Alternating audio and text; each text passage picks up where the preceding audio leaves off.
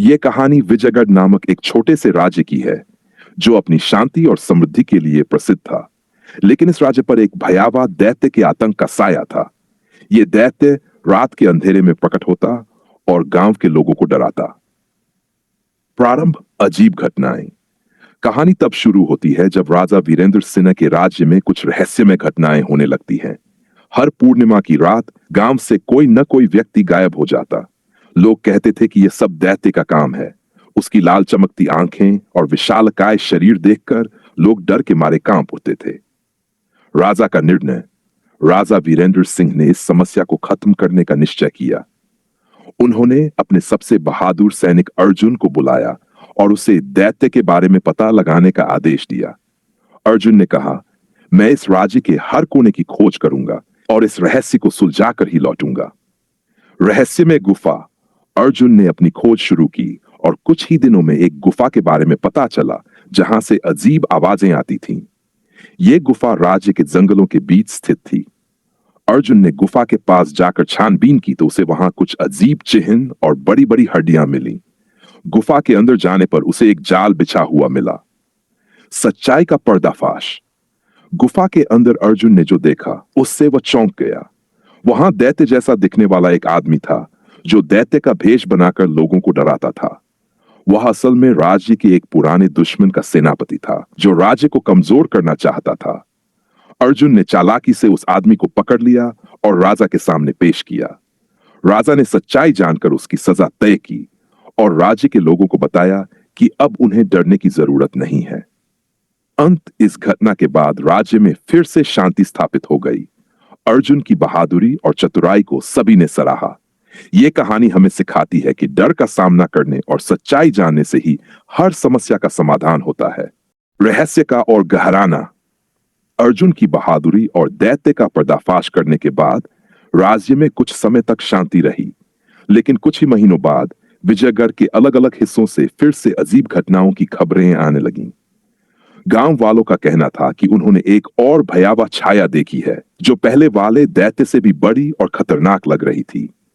राजा वीरेंद्र सिंह ने इस बार अपने दरबार के सभी मंत्रियों और सेना के प्रमुखों को बुलाकर चर्चा की। सबने माना कि इस बार की घटना पिछली घटना से जुड़ी हो सकती है। अर्जुन को फिर से इस रहस्य की तह तक जाने का आदेश दिया गया। भ्रम का खेल। अर्जुन ने अपने साथ कुछ भरोसेमंद सैनिक लिए और जंगल की ओर रवाना हुआ। जब वे उस गुफा के पास पहुंचे जहां से पहली बार रहस्य की शुरुआत हुई थी, तो उन्होंने देखा कि गुफा के अंदर अजीबोगरीब ध्वनियां गूंज रही थीं। अर्जुन ने धीरे धीरे गुफा के अंदर कदम रखा, लेकिन इस बार वहां कुछ और मिला। गुफा के अंदर दीवारों पर कुछ अजीब नक्शे और संकेत बने हुए थे। अर्जुन ने गौर किया कि ये संकेत किसी गुप्त स्थान का पता देते थे।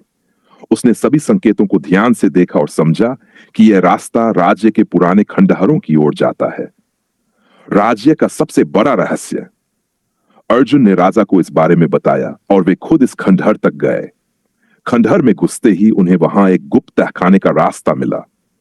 उस तहखाने में उन्होंने देखा कि कई अजीब उपकरण और हथियार रखे हुए थे। राजा और अर्जुन ने महसूस किया कि यह किसी गुप्त संगठन का ठिकाना हो सकता है जो विजयगढ़ को खत्म करने की योजना बना रहा है। नया दैत्य। तभी अचानक एक जोरदार आवाज गूंजी और एक विशालकाय व्यक्ति जो पहले के दैत्य से भी बड़ा और खतरनाक दिखता था, उनके सामने आ खड़ा हुआ। उसने राजा और अर्जुन को बताया कि वह उस पहले वाले व्यक्ति का गुरु है और अब वह विजयगढ़ को बर्बाद करने आया है। चतुराई का खेल। अर्जुन ने देखा कि वह व्यक्ति भले ही शक्तिशाली दिख रहा हो, लेकिन उसकी चाल में कमजोरी थी। उसने राजा को एक चाल सोचने का संकेत दिया। अर्जुन ने अपनी सेना के साथ उस गुप्त संगठन को तहस नहस करने की योजना बनाई। गुप्त संगठन के खिलाफ इस लड़ाई में अर्जुन और उसकी सेना ने अपने साहस और चतुराई से जीत हासिल की। लेकिन अंत में उन्हें एक ऐसा दस्तावेज मिला जिसमें लिखा था, यह अभी शुरुआत है। विजयगढ़ पर असली हमला तब होगा जब तुम सबसे ज्यादा सुरक्षित महसूस करोगे। रहस्य का अंत या एक नई शुरुआत। राजा वीरेंद्र सिंह और अर्जुन के मन में इस दस्तावेज ने एक नया डर और सवाल खड़ा कर दिया। क्या विजयगढ़ को असली खतरा अभी आना बाकी है? कौन है इस गुप्त संगठन का असली सरगना? राज्य में शांति तो लौट आई, लेकिन इस बार लोग एक अनदेखे दुश्मन से लड़ने के लिए तैयार होने लगे। शायद ये सिर्फ एक कहानी का अंत था, लेकिन एक नई शुरुआत की गूंज। आगे की कहानी में और भी रहस्य व रोमांच आने वाला है। संदेश का मतलब। अर्जुन और राजा वीरेंद्र सिंह ने दस्तावेज को ध्यान से पढ़ा। इसमें ऐसे संकेत थे जो किसी बड़े हमले की ओर इशारा कर रहे थे। अर्जुन ने सोचा कि अगर यह सिर्फ एक शुरुआत थी, तो असली दुश्मन कौन हो सकता है। दस्तावेज के कोने में एक खास निशान बना हुआ था, एक 3 सिर वाला नाग। राजा ने तुरंत अपने गुप्तचर विभाग को उस निशान के बारे में जानकारी जुटाने का आदेश दिया। गुप्तचरों ने बताया कि यह निशान काली संगठन का है, जो अपनी काली शक्तियों के लिए जाना जाता था। माना जाता था कि यह संगठन सदियों पहले खत्म हो चुका है, लेकिन यह उनके दोबारा उभरने का संकेत था। गुप्तचरों की मौत। राजा की गुप्तचर टीम ने काली संघ के बारे में और जानकारी जुटाने की कोशिश की, लेकिन जैसे ही वे उनके ठिकाने के करीब पहुंचे, सभी गुप्तचर रहस्यमय तरीके से गायब हो गए। उनकी जगह सिर्फ एक संदेश मिला। अगर विजयगढ़ के राजा ने काली संघ के खिलाफ कोई कदम उठाया, तो यह राज्य इतिहास बन जाएगा। यह संदेश पूरे दरबार में दहशत का कारण बन गया। रानी की सलाह। राजा की पत्नी रानी उर्वशी, जो अपनी बुद्धिमानी के लिए प्रसिद्ध थीं, ने सुझाव दिया, हमें दुश्मन को खुलकर चुनौती नहीं देनी चाहिए। इसके बजाय हमें गुप्त रूप से उनकी कमजोरी ढूंढनी होगी। अर्जुन को इस मिशन पर भेजा जाना चाहिए। अर्जुन ने इस मिशन को स्वीकार किया। उसने अपनी वेशभूषा बदली और एक साधारण व्यापारी बनकर राज्य के बाहर जाने का नाटक किया। रहस्यमय गांव। अर्जुन की यात्रा उसे एक छोटे से गांव तक ले गई, जहां लोगों के चेहरे पर भय साफ झलक रहा था। अर्जुन ने गांव वालों से पूछा, तुम सब इतने डरे हुए क्यों हो? एक बूढ़े आदमी ने धीरे से कहा, यहां से कुछ दूर एक काली हवेली है। वहां से हर अमावस्या को अजीबा बनाती हैं, और जो कोई भी वहां जाने की कोशिश करता है, वह लौटकर नहीं आता। काली हवेली का रहस्य। अर्जुन ने तय किया कि वह काली हवेली के रहस्य का पता लगाएगा। रात होते ही वह अकेला हवेली की ओर बढ़ा। हवेली एक डरावने जंगल के बीच थी और चारों तरफ गहरा सन्नाटा था।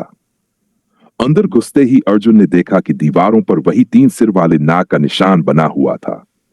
हवेली के अंदर बहुत सारी गुप्त सुरंगें थीं और उनमें से एक में से आवाजें आ रही थीं। असली दुश्मन का सामना। अर्जुन ने छिपककर सुरंग का पीछा किया और पाया कि वह एक गुप्त बैठक चल रही थी। वहां काली संघ का असली सरगना मौजूद था, एक खतरनाक और रहस्यमय आदमी जिसकी आंखें लाल और चेहरे पर डरावनी मुस्कान थी। उसने कहा, विजयगढ़ हमारा अगला निशाना है। जब अगली पूर्णिमा आएगी, तब हम अपना सबसे बड़ा हमला करेंगे। कोई हमें रोक नहीं सकता। अर्जुन ने यह सब सुन लिया और सुरंग से बाहर निकलने की कोशिश की, लेकिन तभी एक आवाज गूंजी, तुम कौन हो और यहां क्या कर रहे हो? क्या अर्जुन बच पाएगा? अर्जुन को घेर लिया गया। काली संघ के लोग उसकी ओर बढ़ने लगे। वह अब अकेला था और उसके पास सिर्फ एक तलवार थी, लेकिन अर्जुन ने हार नहीं मानी।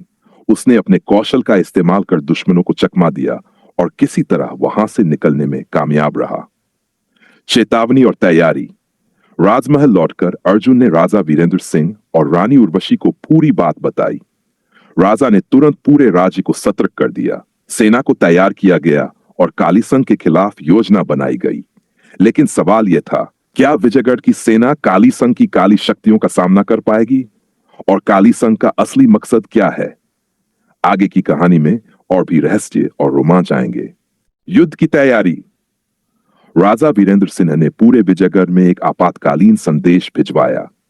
सभी सेनानायकों को राजधानी बुलाया गया और राज्य की सुरक्षा को मजबूत करने के लिए योजनाएं बनाई गईं।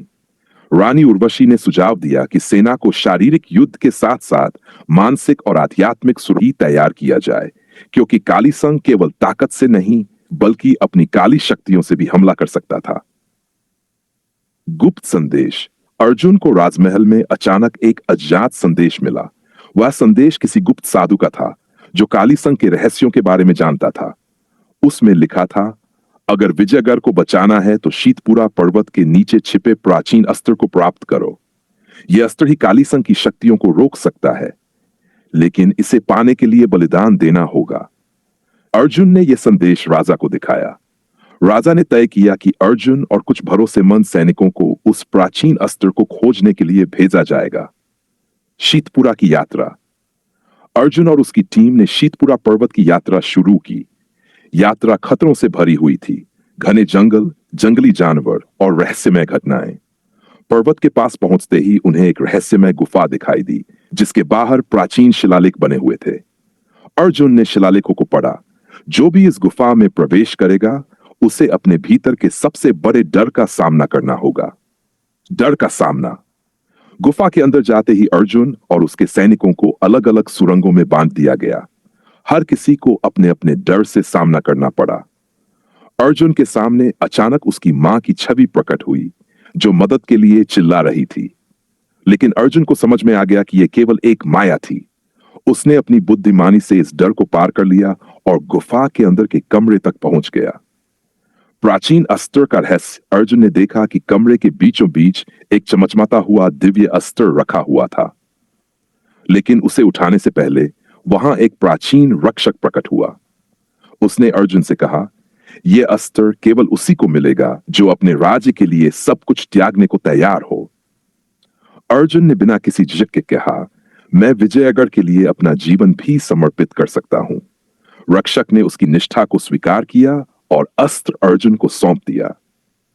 काली संघ का। जब अर्जुन अस्त्र लेकर वापस लौट रहा था, उसी समय काली संघ ने विजयगढ़ पर हमला कर दिया। उनकी सेना संख्या में कम थी, लेकिन उनके पास काली शक्तियां थीं। वे विजयगढ़ की दीवारों को तोड़ने लगे और चारों तरफ भय का माहौल बन गया। अर्जुन का आगमन। अर्जुन ने अपने घोड़े पर सवार होकर मैदान में प्रवेश किया। उसके हाथ में प्राचीन अस्त्र चमक रहा था, जो दुश्मनों के काले जादू को कमजोर कर रहा था। काली संघ का सरगना अर्जुन के सामने आया और कहा, तुम्हारा अस्त्र भी मुझे नहीं रोक सकता। ऐश। अंतिम मुकाबला। अर्जुन और काली संघ के सरगना के बीच भीषण युद्ध हुआ। अर्जुन ने अपनी चतुराई और अस्त्र की शक्ति से काली संघ के जादू को नष्ट कर दिया, लेकिन सरगना अभी भी जिंदा था। तभी रानी उर्वशी ने अपनी बुद्धिमानी से राज्य की सेना को सरगना की कमजोरियों का पता बताया। अंत में अर्जुन ने प्राचीन अस्त्र का उपयोग करके सरगना को खत्म कर दिया।